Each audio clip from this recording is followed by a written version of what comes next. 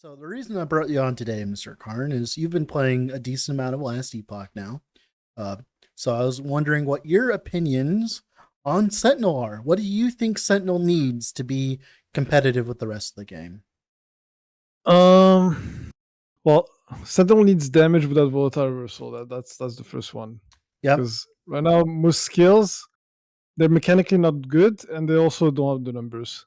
Okay. Like there's some skills that are okay early, like early on, like through the mid, let's say like early empowered maybe, but it kind of falls off because it just doesn't scale enough, and mechanically they're bad.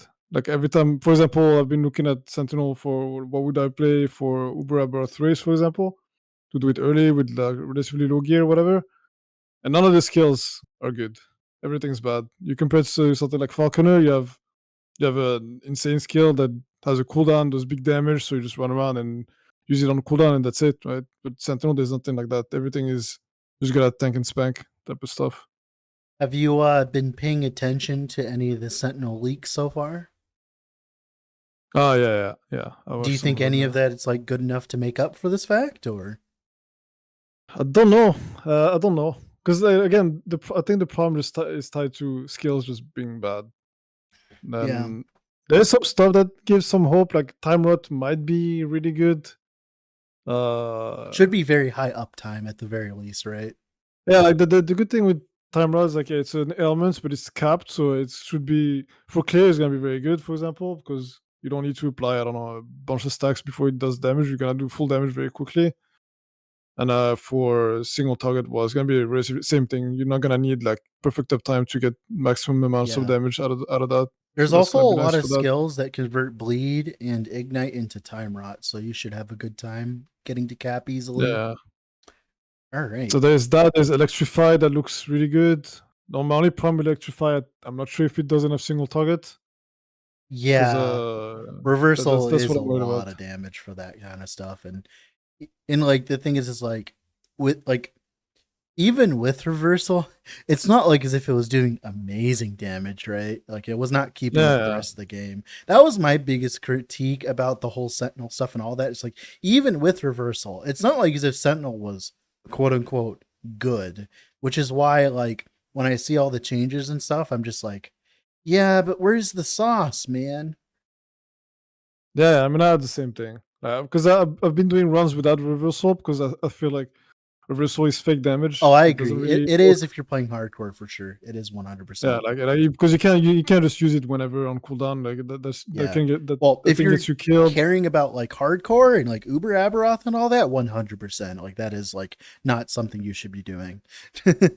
Yeah, yeah. So I've been playing without it. Um, and like the only skills so far that do enough damage, well, it was smite and hammers. Speaking But I of mean, hammers. Smite, actually, Multi Strike is getting the node where it allows all the swords to hit the same target. I'm Yeah, pretty that's sure that that's was going a to work yeah, with Smite. yeah. That is the first build that I thought of when I saw the first leaks. Yeah, like That that would be good.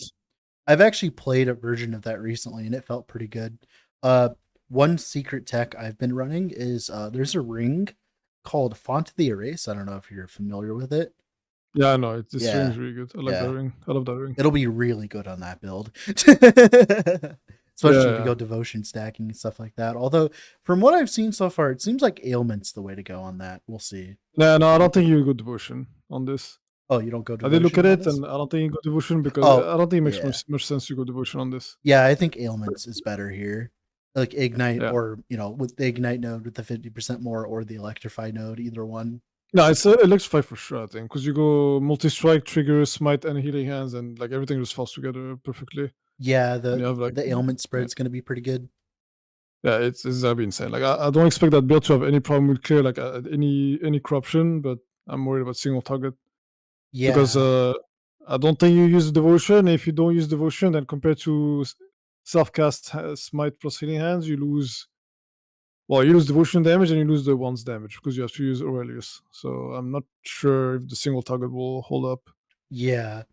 I mean, 4 smites per time you use multi strike plus whatever Polaris or like Aurelis you're using is definitely damage. I'm pretty sure that should look good. I just don't know if like Like, are you actually gonna have the melee DPS windows on Uber Aberoth? Yeah, Really? I mean, Like, exactly. Yeah, that is no way. That's why, like, I have zero hope for melee. Like, I think melee. I think if it's yeah. melee, just rolled out for me. There's So no chance. I see all these game devs always struggling when it comes to like melee versus range balance. What's your thoughts on this personally? I mean, I think. I mean, I don't wanna say because I don't really know what's their how they actually view things, but to me, every RPG I've seen, it seems like they're just scared of making melee too good. So they're just tiptoe around it, like, okay, just give him some of these, some of that. But like the problem is with melee, you have a big downside where if you're not melee range, you cannot deal damage. So whenever a boss does something stupid like have a bunch of degens around it and you cannot hit it, you just do 0 DPS. Have you died to the So void orbs whenever yet from the Fat Harby?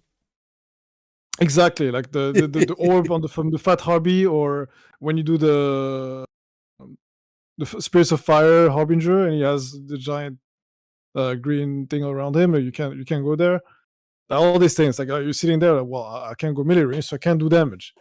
The problem is, for this to make sense, for melee to make sense, you need to have the numbers behind it. It's like, okay, you have huge mechanical downside, and the only way to make up for it is to have numbers that reflect that. It's like whenever you melee range, you do real damage, so that you can justify like zoning players out like that. Yeah, that's very close to what my opinion on it is. Either that, or you just introduce fake melee, like of course, Rage Vortex, right?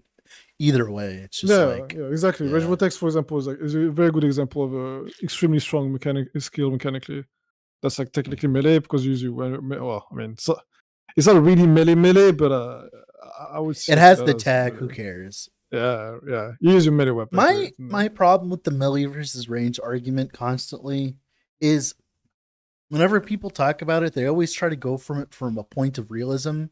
I don't know if you can see my yeah, screen right now, but my glacier hits the entire fucking screen. I'm literally yeah. casting like fucking entire glaciers at enemies. Like, who the fuck cares if my melee attack has a little bit more range? Like, who cares?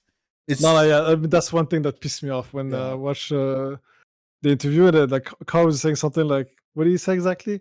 If you hit the entire screen, is it melee?" And I'm like, dude, that's not what melee is. Melee is not just hitting one monster at a time. That's not melee. Nobody wants to do that. yeah, I Melee is you agree. smack things you smack things with your melee weapon. Well, I mean, And if it hits half the screen, that's fine. Like, yeah. that's still melee. A good Just example here is Glacier. Glacier's melee, I have to be like I have to like it comes out of me, right? Obviously, I have yeah, good damage, but on a boss, I have to stand pretty close to it to apply my damage. It's not like as if I can just sit in a corner with like Frostclaw or whatever, right?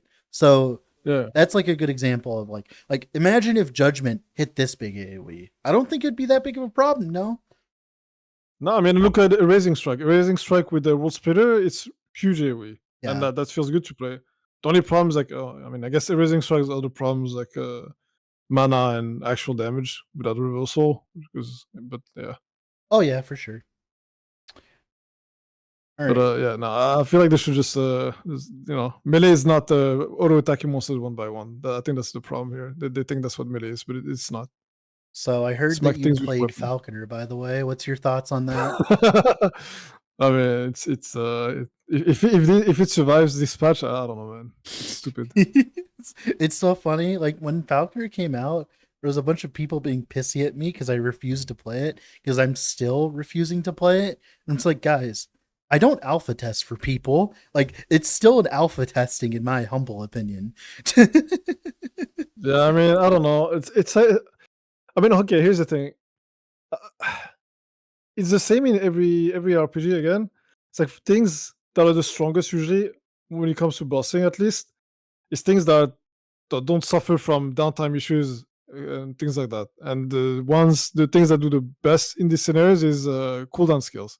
I mean, that's why, for example, Seismic Trap in Piri was OP for so long because you just throw your traps whenever they're off cooldown, and then that's it. Then you're just waiting for your traps to recharge, and then during that time, if you cannot cast, you don't lose any damage. You already did your damage Yeah. on cooldown. And See, that's how Falconer works the exact same. You have a cooldown, just use your ability whenever it's ready, and that's it. And then you can just run around like a headless chicken for a few seconds, and see, there's degens everywhere. Or if you cannot cast, it's not a problem. You don't lose any damage. that's the funny part too, is like I'm pretty sure That's what Judgment, Erasing Strike, and Forge Strike are supposed to be. That I think Yeah, that's what they're exactly. supposed to be, Exactly. but they don't fill that role at all. Yeah, like that. When I looked at the Sentinel skills, it was like the two other skills I looked at, and I was like, okay, maybe they could make sense. Is Judgment and Erasing Strike, but they have they don't have the numbers, and they have too many issues like mana and yeah. Because like if stuff. there was if there was a cooldown version of Judgment that actually did competitive amounts of damage, I don't think this would be that much of a problem. No. No, I mean honestly, when I saw the change to Judgment, I was actually pissed because I didn't like it. Wait, what they change to Judgment exactly?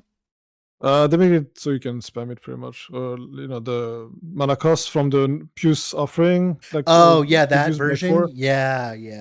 Yeah, because that just meant that okay, you just need to attack constantly. You can't just play it as a cooldown and you just slam everyone out every now and then just wait for your cooldown or your mana, whatever. Yeah, definitely doesn't feel that definitely doesn't feel that good not having that slam play style, you know. It feels like Yeah. every single play style that's quote unquote supposed to be a slam ends up just being a spammy play style, which is interesting. Yeah, exactly. Same similar problem with the Raising Strike over time. All I'm right. not sure where he's gonna stand next patch, but yeah. Yeah. All right. Well, Mr. Carn, thank you for coming on and talking about this stuff. Yeah, no problem, man. It was fun to talk about the game. Heck yeah, man. I'm happy that you've been enjoying it so much. Yeah, it did. I mean, the way it runs was pretty fun. I'm gonna probably do one more and then try to optimize speed maybe on Sentinel or something. Because I think the most likely things to be broken are probably gonna be Sentinel stuff because you get a lot of new stuff there. And that's the most likely, like we know what the balance is. Either they nerf the broken stuff, Most then it's likely not the broken most anymore. likely to be bugged. Also, yeah. I mean, yeah. Like if the broken stuff that we know is broken gets nerfed, then the only thing that can be broken or OP is gonna be the stuff that's new. So and that's gonna be Sentinel. So Yeah. Or yeah. or Heartseeker. Heartseeker Yeah, or be good too. Heartseeker. Yeah. Heartseeker. I think Heartseeker is. What do you think about Heartseeker actually? I think that it looks mostly good. I think that there might be a little bit of a problem in terms of like super endgame scaling, but outside of Uber Aberoth, I think it's going to be like completely fine for the rest of the game. The biggest thing that kept me from caring about marksman specifically was damage over time, as none of your defenses really worked against that easily without a lot of effort. But since they're nerfing it by effectively like 40% or something in the end game, marksman might actually be back in business. Yeah, okay. Because I felt like Heartseeker was a bit overhyped. I think it's gonna be good. I don't think it's gonna be insane or anything. I think there's also a decent chance that in super high content it's not gonna hold up. Yeah, personally, I'm just hyped the fact that I can play a marksman and not immediately like die to damage over time and high corruption. So that's like why I'm mostly excited. Yeah. Yeah, it's gonna be nice. I also think that the damage over time nerfs they're not enough. Oh, I agree. 15%, I agree. Like it's not gonna work on Aberoth, for example. Mhm. Low corruption's not really gonna matter, and you're still gonna die to them. Oh Like yeah. 15% is not enough. I thought they said 50%, and I think that Yeah. would have been fine then. Well, the thing is honestly like think they they also said did the 50. corruption nerf, but like you said, that's not going to affect Aberoth, is it? So Yeah, it doesn't affect Aberoth and doesn't affect lower corruption. I guess it's gonna affect like when you're at 1k corruption, then yeah, it's gonna be noticeable. But yeah. All right, well, Mr. Carn, I'm going to let you go. Thanks for the talk, sir. yeah. See Thanks you for having later, me. sir. It's fun as always, and yeah, good luck with your run, dude. Yep, anytime. See ya.